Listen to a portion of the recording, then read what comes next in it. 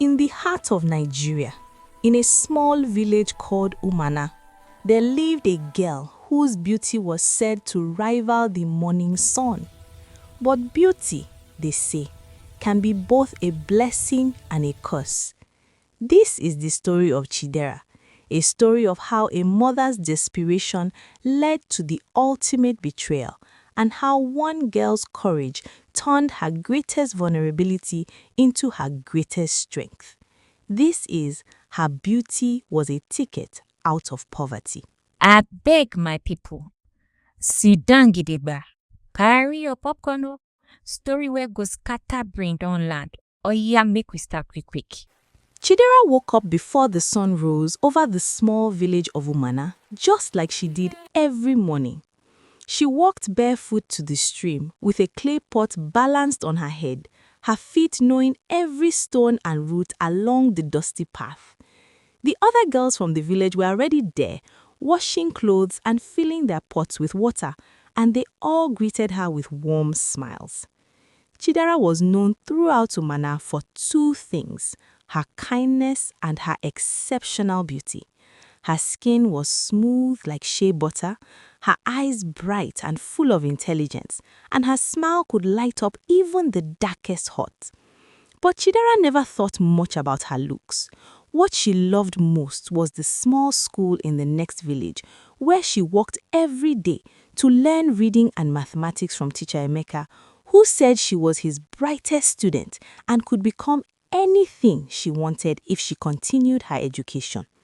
When Chidera returned home with the water, she found her mother, Adaize, sitting outside their small mud house with a strange look in her eyes.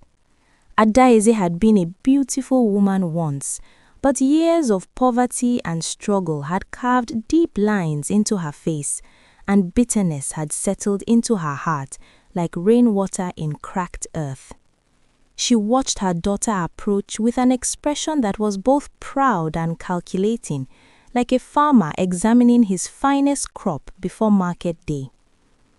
For months now, Adaize had been listening to stories from her friend Ngozi, who had returned from Lagos wearing gold jewelry and expensive clothes, telling tales of how city men paid fortunes for beautiful young girls to be their companions. Adaize had been poor her whole life. She had watched her husband die from a sickness they could not afford to treat. She had struggled to feed her daughter on the little money she made selling vegetables at the market. Now, looking at Chidera's blossoming beauty, she saw something different than a daughter. She saw an opportunity, a ticket out of poverty, a chance to finally live the life she had always deserved. But at what cost? That evening, as Chidera studied her books by candlelight, Adaize sat beside her with a gentle smile that did not reach her eyes. She spoke softly about their struggles, the leaking roof, the school fees, the empty pot where food should be. Chidera listened with growing worry and guilt, feeling torn between her dreams and her mother's suffering. Adaize stroked her hair and told her about a wonderful opportunity in Lagos, about a rich man who needed a house girl, about electricity, running water, and good money. She promised it would be temporary, a way out. Chidera's heart filled with hope at the thought of helping her mother. But in the shadows stood Obi, her older cousin, who had heard everything. He knew the real stories of Lagos. Later that night, he warned Chidera in whispers, telling her something felt wrong, but her loyalty to her mother drowned out his fear. She believed love could not betray her. How wrong she was. 2 weeks later, under a burning sun, Chidera and Adaize stood at the motor park. Chidera wore her best dress and carried her school books. Teacher Emeka had hugged her goodbye with sadness in his eyes. Obi pressed money into her hand and promised to come for her if anything went wrong. The journey to Lagos was long and rough. As the village faded behind them, Adaize grew quiet and nervous. clutching an address written on paper. When the bus arrived, the noise and chaos overwhelmed Chidera. Adaze pulled her toward a fat man beside a black car. His smile was wide, his eyes were wrong. Chief Okafor spoke smoothly, praising Chidera's beauty and intelligence. The car was luxurious. Lagos looked like a dream. But when Chidera met her mother's eyes in the mirror, she saw something like shame, gone as quickly as it appeared. They arrived at a grand house behind tall gates. A woman named Madame Philomena welcomed them with a cold, professional smile. The house was beautiful, silent and childless, too silent. When Adaze and Chief Okafor disappeared into another room, the truth was revealed. There was no house job, no children. This was a trafficking house, a place where girls were sold. Chidera ran screaming to her mother and found her counting money. Adaze justified herself through tears and desperation. Beauty was a gift, she said. Money was survival. Chidera begged, but the choice had already been made. When she tried to escape, she was restrained and dragged upstairs. She was locked in a room that felt like a golden prison. She screamed until her voice broke. She cried until nothing was left. The betrayal cut deeper than any wound. That night, another girl named Blessing brought her food. Her eyes were empty. She told Chidera resistance only made things worse, but she whispered something else too. I am sorry. I came here the same way you did. Days passed. Training began. Lessons in obedience, desire, and silence. Threats followed. Chains were shown. Fear was taught. But Chidera's spirit refused to die. At night, she whispered plans through the wall. Blessing listened. Slowly, hope returned. Blessing told her own story, and together they decided to risk everything. When Chidera was chosen for her first client, Blessing saw opportunity. At the hotel, they ran down staircases. When they burst out of a side exit into the night air of Lagos, they found themselves in an alley behind the hotel. Blessing yanked off her heels and told Chidera to do the same. Barefoot now, they ran through the dark streets of Victoria Island. Two girls in fancy dresses running like criminals, because in the eyes of Chief Okafor and his corrupt police friends, that was exactly what they were. They ran until their lungs burned and their legs felt like they would collapse. Ran until they were far enough from the hotel that they could finally slow down and hide in the shadow of a closed shop, gasping for air and hardly able to believe what they had just done. But escape from the hotel room was just the beginning of their problems, not the end. They were alone in Lagos at night, with no money except the small amount in the stolen wallet, no safe place to go, and no idea who they could trust. Blessing counted the money from the wallet and found it was enough for food and maybe one night in a cheap hotel. But after that, they would have nothing. Chidera remembered Obi and the money he had given her, but that was back in her bag at Madame Philomena's house, along with all her other belongings. She tried to remember his phone number, the one he had made her memorize before she left the village. But in her panic and exhaustion, the numbers jumbled in her mind and refused to come clear. They could not stay on the streets because Madame Philomena would have people looking for them. And they could not go to the police because Chief Okafor owned too many officers who would just return them to the house for a reward. They spent that night in a terrible hotel in a poor area of Lagos, where the man at the desk asked no questions as long as they paid in advance. The room was dirty, with stained sheets and cockroaches on the walls. But to Chidera and Blessing, it felt like a palace, because it had a door they could lock from the inside, because they were free, at least for now.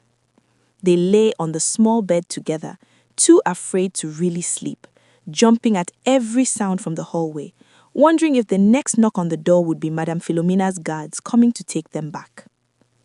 In the grey light of early morning, Blessing finally spoke about what they should do next.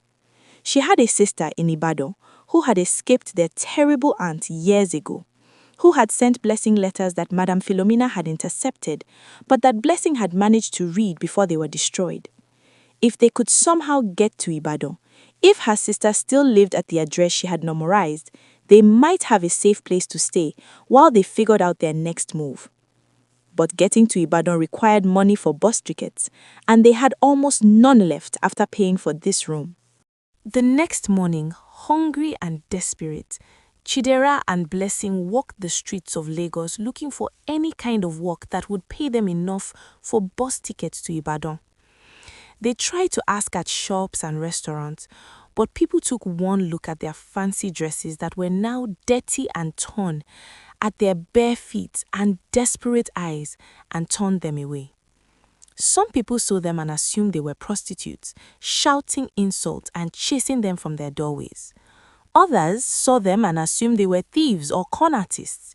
Nobody wanted to help two young girls with no identification, no references, and no believable story about why they were in such a situation. By afternoon, they had walked so far that their feet were bleeding and they were dizzy from hunger, having eaten nothing since the previous day. They were sitting exhausted on the side of a busy road, trying to decide if they should use their last bit of money for food or save it for the bus tickets they still could not afford. And then, a car stopped beside them. An old woman with kind eyes and grey hair looked out at them, and something about the sight of these two young girls, so obviously in trouble, had touched her heart. She asked them if they needed help, and Chidera, too tired to lie anymore, began to cry and tell her the truth. She told her about her mother's betrayal, about Madame Philomena's house, about their escape from the hotel, about how they just needed to get to Ibadan where Blessing's sister might help them. The old woman listened to their story with tears in her own eyes, and she told them her name was Mama Ekene. She said that she had a granddaughter about their age who lived in America now, safe and educated, but she knew how easily things could have gone differently. How many young girls in Nigeria faced dangers they should never have to face. And just like that, an angel had appeared in their darkest hour. Mama Ekene did something that Chidera and Blessing had stopped believing anyone would do. She helped them without asking for anything in return. She took them to her small apartment in a modest part of Lagos, fed them hot food that tasted better than anything they had eaten in weeks, gave them clean clothes to replace their ruined dresses. She let them wash properly for the first time since their escape, and she tended to their cut and bleeding feet with medicine and bandages. Most importantly, she listened to their full story without judgment, believing them when so many others had not. Mama Ekene explained that she was a retired teacher who lived on his small pension, that she could not keep them for long because she barely had enough for herself, but she could give them a few days to rest and plan their next move safely. Over the next 3 days, Mama Ekene became like a real grandmother to both girls, the kind of elder that Chidera had hoped her own mother would be. She helped Chidera finally remember Obi's phone number by teaching her a memory trick, creating a song with the numbers that made them easier to recall.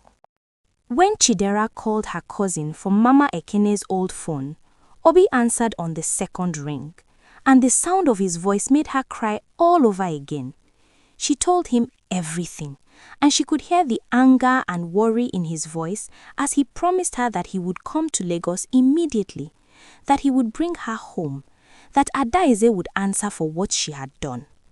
But Obi was a poor mechanic, and the journey from their village to Lagos was expensive and would take him time to arrange. He told Chidera to stay safe, to stay with this Mama Ekene who God had sent to help them, and to wait for him to arrive in 3 days' time. For Blessing, the news was not as good. Mama Ekene helped her send a message to the address in Ibadan, but they received word back that Blessing's sister had moved away months ago and no one knew where she had gone. While the girls were recovering in Mama Ekene's care, Madam Philomena was turning Lagos upside down looking for them. She had sent word to every connection Chief Okafor owned, every corrupt official, every street dog on their payroll. Missing girls were bad for business, and these two had stolen from a paying client, which made it even worse.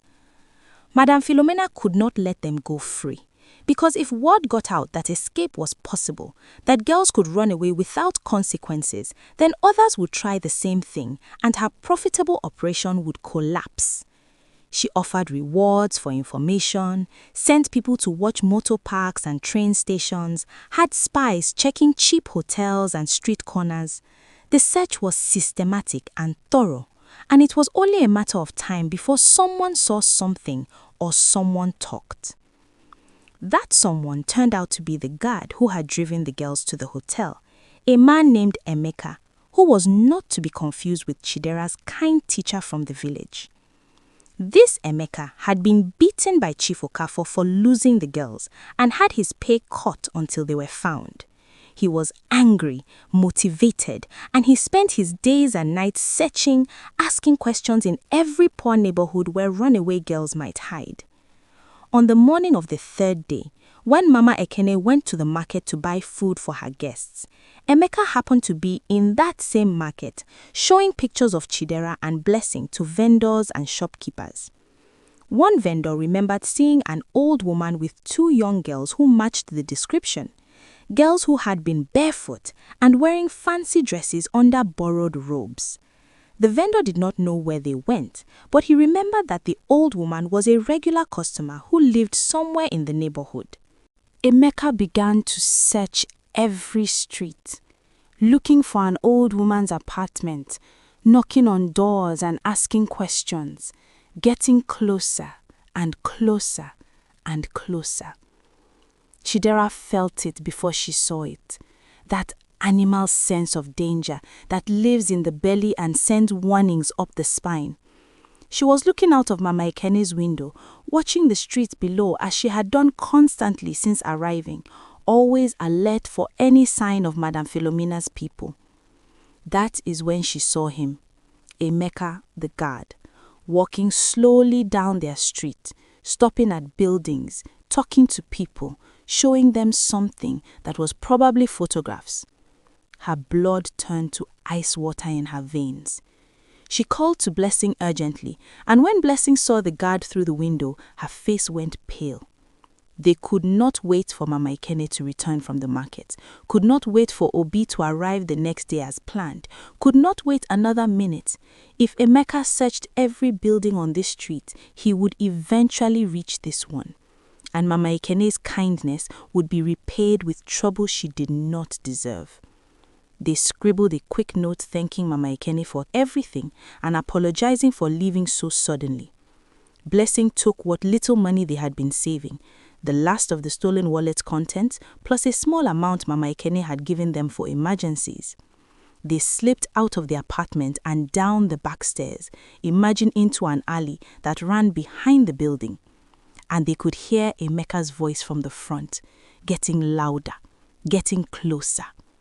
The girls ran through that alley and came out on a parallel street, then walked as quickly as they could without attracting attention, putting distance between themselves and Mama Ekene's neighborhood.